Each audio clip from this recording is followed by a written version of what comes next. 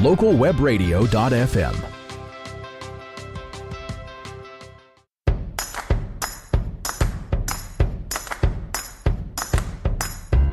Are you a hardworking business owner striving for success online? There is help. Welcome to the School of Internet Marketing podcast, featuring candid conversations and inspiring stories of online success. Now here's your host. Hello, I hope that everybody is having a great day. I am your host, Nick Jaworski, and today I'll be continuing my conversation with James Martell, founder of the School of Internet Marketing and VP of Product Development for Jam Media. Today's topic, how to organize a publishing schedule to ensure long-term success. Now, before James joins us, just a reminder that if you have questions or require assistance, you can reach James's team at Jam Media and the School of Internet Marketing at 604-542-0747 and on Facebook at facebook.com/GoGreatMinds.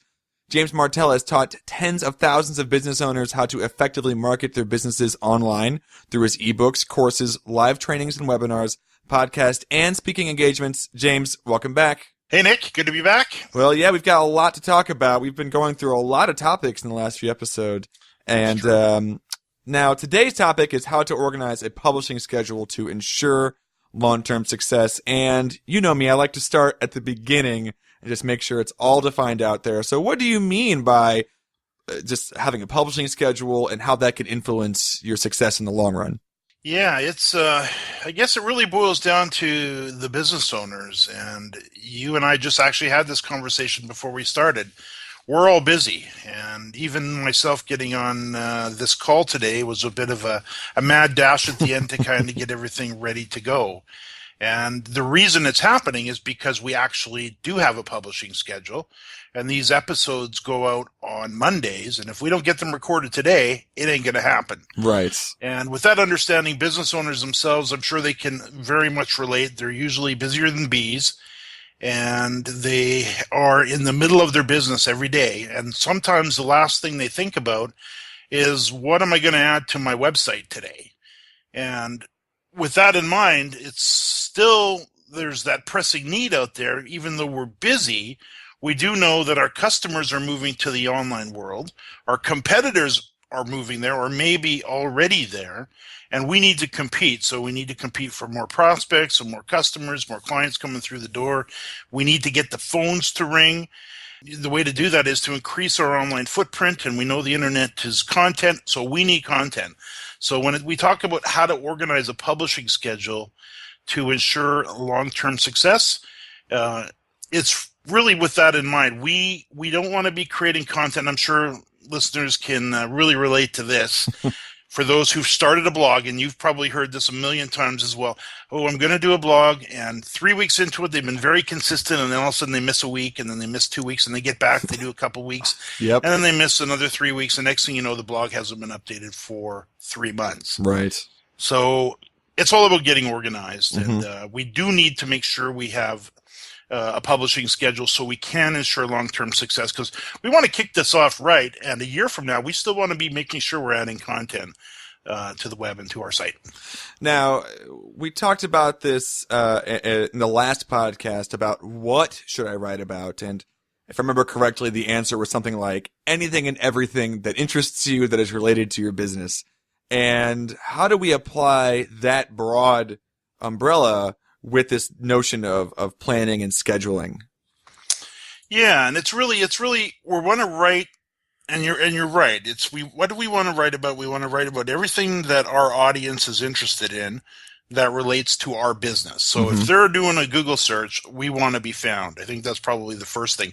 Or if they're in Facebook and they're happy to be looking around, we want to be found. And that's the goal here.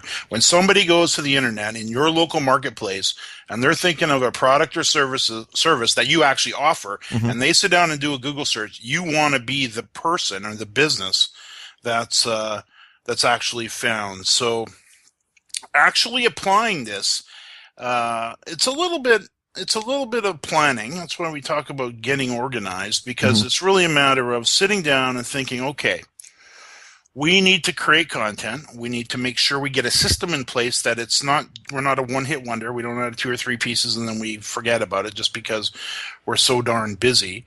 We also know content doesn't materialize out of thin air, so we need to get strategic about this. So how do we come up with the questions about what do we write about? We talked about in the last session, every single question that a customer or potential customer asks you, you should write that down, and that's the headline of a blog post. So every single question that you're ever asked in your business, just jot them down. Make a habit of it. Forget about at this point where we're going to find the writer. We'll talk about that in the next session and how we'll actually apply that. It's just a matter of, okay, we want to make sure we've got this all organized. So as far as organizing the schedule, we've talked about Sawbuck's Pub a couple of times over these last sessions. Let's maybe shift gears a little bit if we could, Nick, and let's talk about maybe coming up with the practicality of applying this. So let's say you owned a veterinarian shop. All right. And you, of course, are dealing with animals and probably lots of cats and dogs and other little furry creatures, maybe some birds. They're probably not well. That's why they're coming to see you. They may be suffering from different types of ailments. My dog has tummy troubles. What do I do? It's really about taking all of these questions and beginning to organize them into a logical fashion. And then I like to figure out what day, just like with the podcast, we publish on Mondays. I like to organize the dates and the times that the content will be created and published, or not necessarily created. Created, usually we do that in advance, but the date it will be published so that I don't have to wake up on Monday morning and think about what are we going to write about today or what are we going to podcast about today. You want to have this all organized in advance. And I'd actually encourage business owners to plan out an entire year's worth of content for their website. And if that sounds like a lot, break it down to 1 piece per week, maybe 2 if you're really aggressive. So at the end of a 12-month period, you'll have 52 new, fresh articles, all answering questions that are perfectly related to your business that clients and customers would ask you. If you want to get a little bit more aggressive, maybe you're going to do 2 a week, maybe a Monday and a Thursday. Maybe Monday you're going to write an article about keeping my pet healthy. So that'll be the theme for the whole year. Tips on keeping pets healthy. You can break it down to dogs and cats, different types of animals if you'd like. Maybe Thursday is caring for aging pets. And then just kind of carve it down. That's why we call it a schedule. Organizing a schedule of publishing, a publishing schedule for your content, so you actually know. And then just sit down, brainstorm with someone in the office or someone within the business, and start jotting all these questions down that customers are asking. You probably already know. I bet you if you sit down, you can come up with 20 or 30 of them within 10, 15 minutes. Again, don't worry about at this point how we're going to write this. We're going to give you some options on writing the content, but that's how I'd go about it. Now, I don't want to jump ahead too much, but just real quick, how do I take this schedule, and then how do I start tackling the writing? That's a good question, and I actually found a service that I'm going to recommend maybe after the break. We'll talk a little bit about how it works. It's called Elance, and I actually discovered Elance in 2004, just over 10 years ago. And we've been using them as a go-to source to hire and find professional writers, low-cost writers, but professional writers to write content for our own company, for companies that we represent. And then I've been also referring companies to it for a decade. And it's just a great way to go. And it's one of the things I think we should talk about at length is the importance of figuring out who's actually going to create all this content that we're talking about here, and how we're actually going to go about putting this into a little system within our business so that, every Monday morning we know that fresh article goes live, or every Monday and Thursday, though, that content is going live, not only this week and next month, but 6 months from now, 12 months from now, 18 months from now, and ongoing. All right. Well, we have to take a quick break, but of course, don't go anywhere because we'll be right back with James Martell, and we'll be talking some more about creating an online publishing schedule. So don't go anywhere. We'll be right back. Shopping for the lowest mortgage rate? Looking to refinance? Catch the Mortgage Newscast with Jared Dreyer on the Business Channel on localwebradio.fm.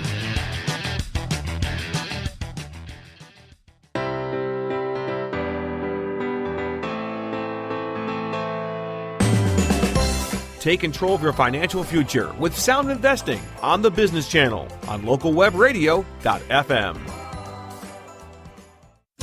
If you're struggling with a dental or oral health issue, be sure to catch the Healthy Smiles Oral Health Show with Dr. Norm Ickard on the Health Channel on localwebradio.fm.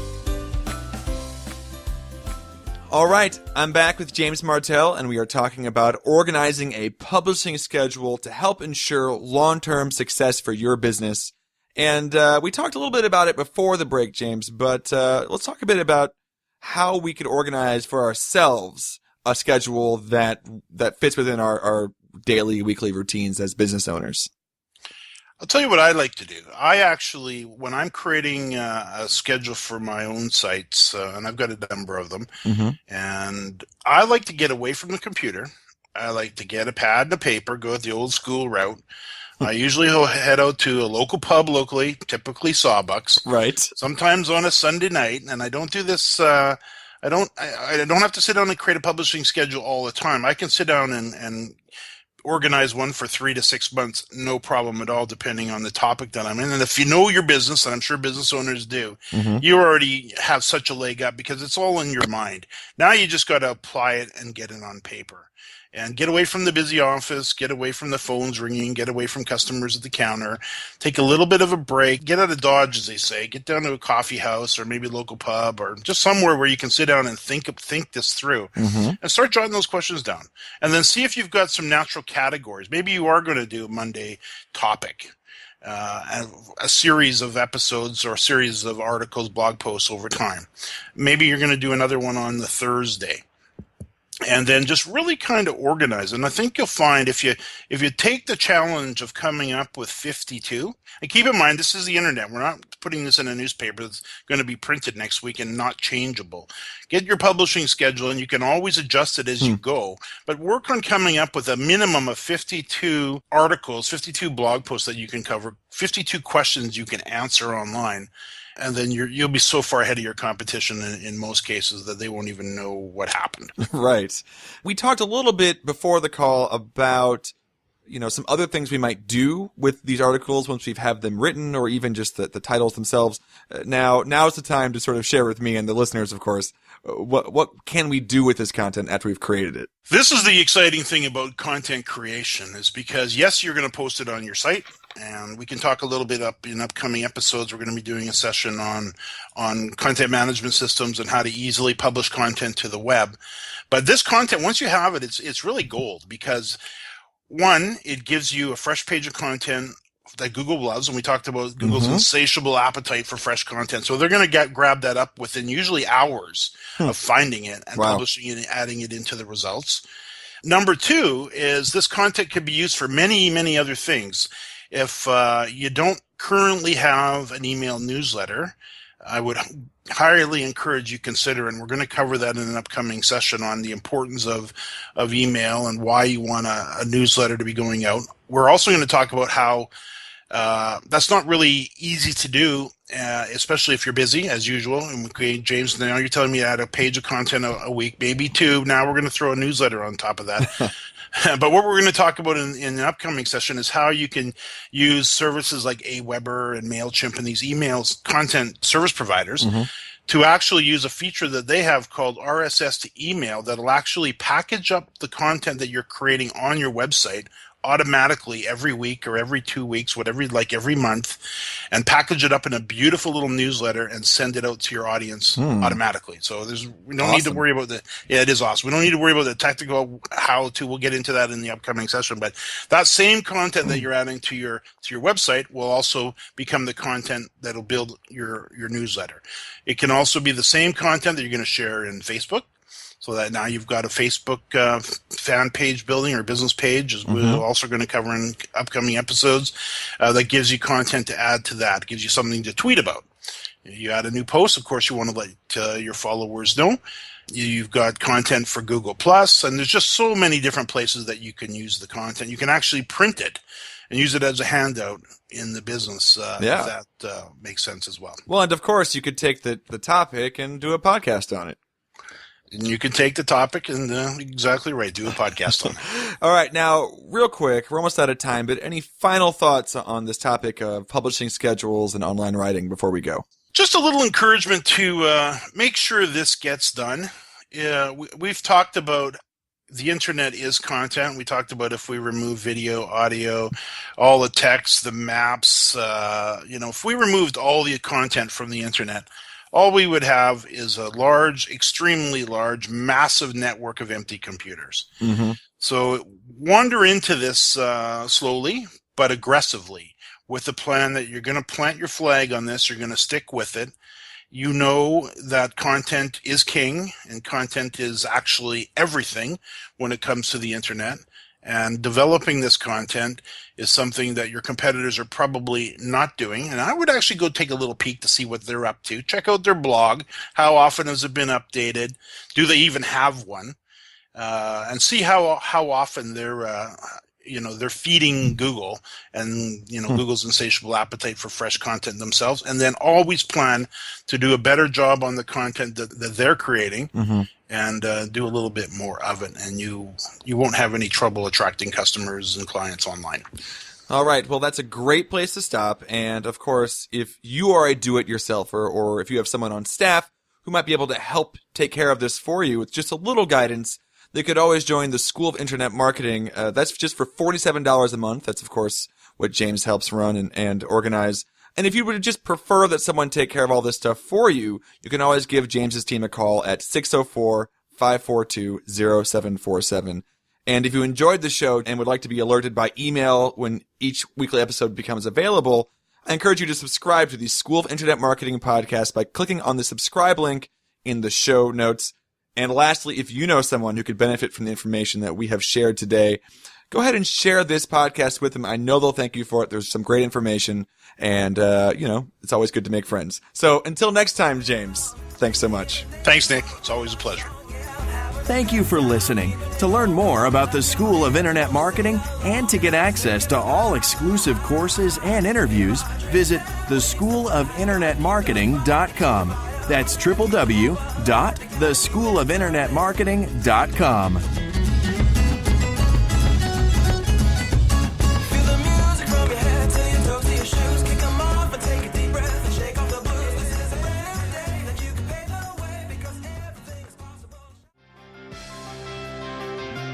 Local stories, local voices. We're localwebradio.fm.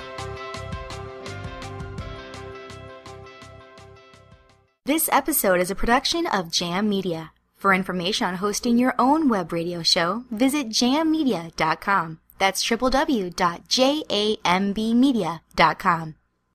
The opinions expressed by our guest and host on localwebradio.fm do not necessarily reflect the views of Jam Media or its owners. No expressed or implied opinions of any product or service should be considered an endorsement or recommendation of any kind by Jam Media or its owners.